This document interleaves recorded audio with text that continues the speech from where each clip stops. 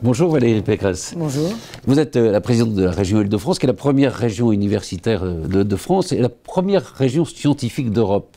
Et donc, le fait que vous soyez présente ici dans cette opération Choose Science, c'est un symbole de l'intérêt de la région pour l'université et pour la science. Absolument. Quand le président de l'intercommunalité de Saclay, Grégoire Delastérie, qui est aussi mon vice-président à la mobilité, est venu me parler de cette opération, puis le point, j'ai tout de suite dit que la région devait y être pleinement associée. Pourquoi on doit y être pleinement associé? Parce que nous avons comme ambition de rester la première région d'innovation d'Europe et de jouer dans la cour des grands. La cour des grands, c'est la Silicon Valley, c'est Shenzhen. Donc nous voulons être la Silicon Valley d'Europe. Et nous avons tous les atouts pour ça. Nous avons tous les atouts pour ça parce que nous avons une école mathématique qui est hors norme. La première du monde. Une des premières du monde. Nous avons une école de physique qui est aussi une des premières du monde. Et tout ça couplé avec évidemment nos sciences humaines, nos sciences sociales. Donc ça fait, nos sciences économiques, ça fait de nous potentiellement, effectivement, la grande terre d'innovation. Et derrière le fait d'être une grande terre d'innovation, il y a évidemment la souveraineté, la maîtrise de notre destin. Si nous ne voulons pas que l'avenir du monde s'invente ailleurs, en Chine, aux États-Unis, en Russie, eh bien, nous devons prendre le leadership.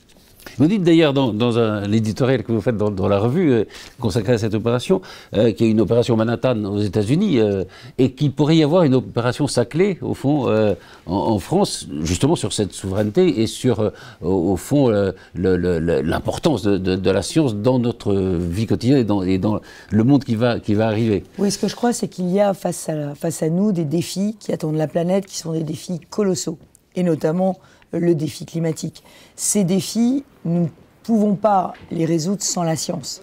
Et je disais que pendant la Deuxième Guerre mondiale, quand il a fallu se défendre contre les attaques allemandes, les Américains ont fait le projet Manhattan. C'est-à-dire qu'ils ont, vous avez vu peut-être le film Oppenheimer, mais ils ont mobilisé tous les scientifiques du monde libre pour essayer de trouver, de maîtriser l'énergie nucléaire. Aujourd'hui, c'est l'intelligence artificielle qu'il faut qu'on maîtrise, cette intelligence artificielle qui va nous permettre de nous dépasser et de nous donner des outils pour relever les défis de l'avenir.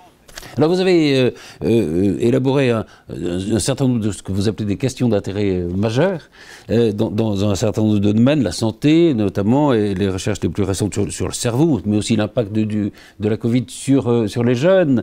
Il y a aussi l'environnement, avec une question très actuelle. Vous étiez au Salon de l'agriculture cette semaine. Quel est l'avenir de l'agriculture et de l'alimentation durable en Île-de-France? Et justement, quels sont vos objectifs dans cette matière? Pourquoi avoir listé justement ces questions d'intérêt majeurs? Parce que la région est tellement grande et il y a tellement de talent dedans qu'il fallait qu'on fasse des choix. D'accord. Il faut qu'on fasse des choix. Des priorités. Oui, il faut faire des choix pour être visible à l'international. Parce que si on fait tout et qu'on saupoudre, on ne sera pas visible. Donc moi, je voulais que sur un certain nombre de lignes de force, on affirme notre volonté d'être encore meilleur. Alors, quelles sont nos lignes de force? Il y en a toute une série en santé. Il y a notamment les neurosciences, il y a l'infectiologie, il y a la question du handicap, de toutes les technologies liées au handicap, il y a la cardiologie. Donc on a toute une série de domaines, la cancérologie, sur lesquels nous voulons être leaders. Et puis il y a des domaines d'intérêt majeurs dans d'autres domaines de la science, typiquement l'alimentation, la pollution de l'air, donc le vieillissement, qui sont les grands défis du siècle et sur lesquels on veut absolument chercher. Alors, il y a un domaine, évidemment, dont on parle beaucoup, qui est l'intelligence artificielle. Et là, vous vous développez un programme d'intelligence artificielle. Ça s'appelle IA for IDF, avec un 4, mais enfin, on dit fort, c'est pour. Vous parlez d'une intelligence artificielle fondée sur l'humain. Pratiquement, ça veut dire quoi? Ça veut dire qu'il faut qu'on invente notre modèle propre de régulation. Et ça peut pas... Alors, Vous connaissez la formule, hein, les États-Unis innovent, les Chinois copient et les Européens régulent. Donc l'objectif n'est certainement pas qu'on hyper-régule avant même d'avoir innové.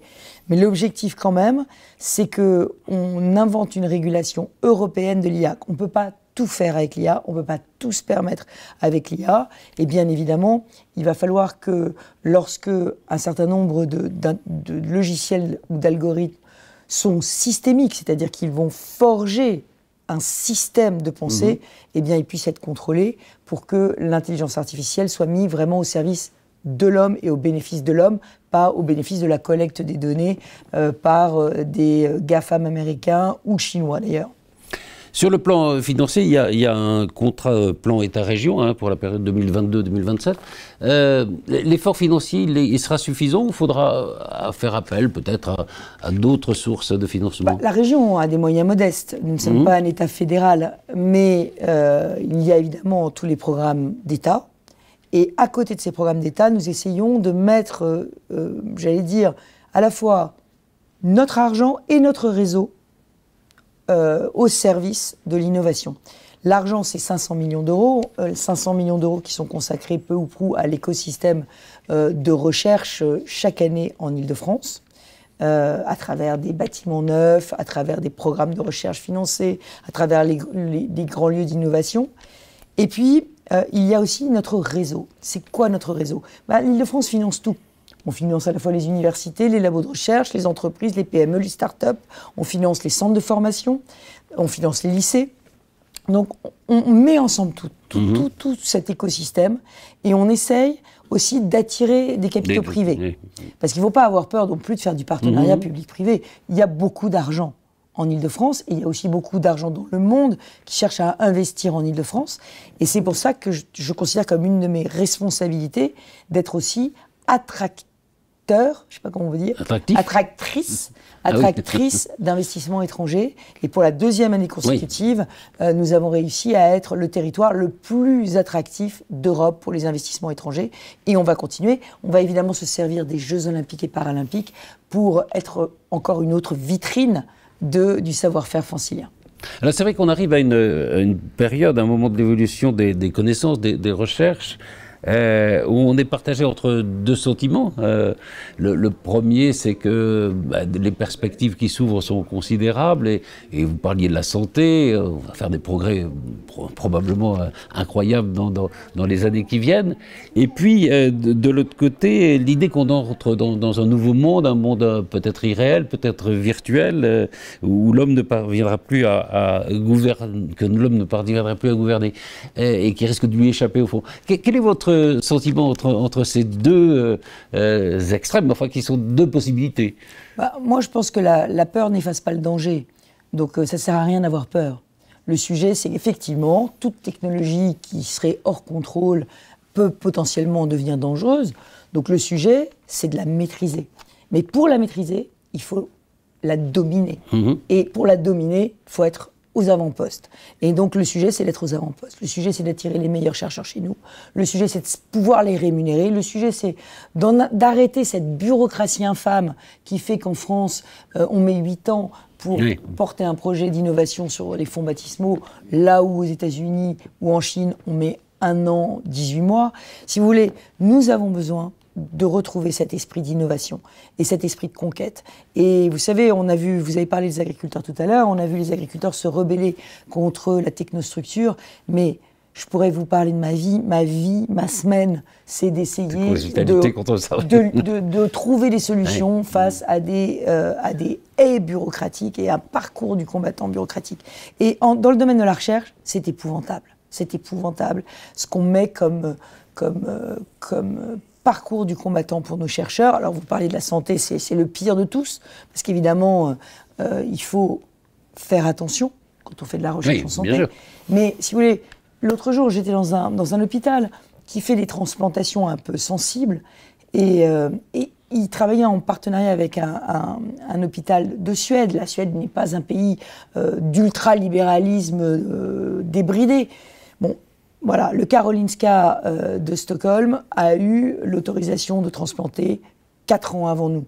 Voilà, 4 ans avant nous. Donc c'est pas possible. Ça reste beaucoup trop long. Alors je sais que le gouvernement dit qu'il veut s'y attaquer. Moi j'avais proposé un comité de la hache dans une élection présidentielle dans laquelle je mettais avec un petit peu d'audace et d'intrépidité lancée. Franchement, ce comité de la hache, il est indispensable. Il faut hacher menu toutes ces régulations, les passer au crible, les passer au tamis et essayer de laisser nos innovateurs innover. Quand vous parlez de preuve d'amour à donner à la science et aux scientifiques, ça passe évidemment par les financements, mais ça passe aussi par ça, par la simplification de la vie au fond des chercheurs. Et puis par des déclarations pro-science. Si vous voulez, moi je suis scientophile. J'ai été ministre de la Recherche, j'ai adoré pendant 4 ans travailler aux côtés de ces aventuriers du savoir que sont nos grands chercheurs. On a besoin de leur redire notre amour. Ils ont besoin de sentir qu'on croit en eux. Pourquoi ? Parce que, franchement, c'est un sacerdoce aujourd'hui d'être un chercheur, surtout dans le secteur public. On a affaire à vraiment une bureaucratie très très lourde et ils ont besoin de sentir que, malgré le fait que leurs salaires ne sont pas très élevés, ils ont un rôle social fort. Et quand ils voient à la télé les fake news, quand ils voient à la télé les complotistes, quand ils voient à la télé n'importe qui dire n'importe quoi, alors que eux connaissent, en tout cas ce qu'on appelle la vérité scientifique, c'est-à-dire la vérité en l'état actuel des connaissances, ça les rend malades. Et moi, je le comprends. Et je pense qu'il faut remettre la parole du chercheur, remettre la démarche scientifique au cœur de notre société et la valoriser. Je suis toujours très choquée quand je vois que la nouvelle d'un prix Nobel ne fait pas la une du JT de TF1 à 20h, que quand on a des très grands scientifiques qui ont des grands prix, eh bien ça ne fait pas la une des journaux. Et je pense qu'on devrait être aussi fiers d'eux qu'on sera fiers de nos médailles d'or des Jeux Olympiques. Merci beaucoup. Merci.